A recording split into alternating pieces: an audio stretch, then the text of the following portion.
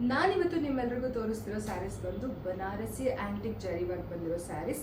Sari complete ಆಗಿ ನಿಮಗೆ ಈ ತರ ಆಂಟಿಕ್ ಜರಿ ವರ್ಕ್ ಬಂದಿರುತ್ತೆ ಅಂಡ್ ಸ್ಯಾರಿ ಬಾರ್ಡರ್ ಮತ್ತೆ ಸ್ಯಾರಿ ಬ್ಲೌಸ್ ನಿಮಗೆ ಕಾಂಟ್ರಾಸ್ಟ್ ಶೇಡಲ್ಲಿ ಇರುತ್ತೆ.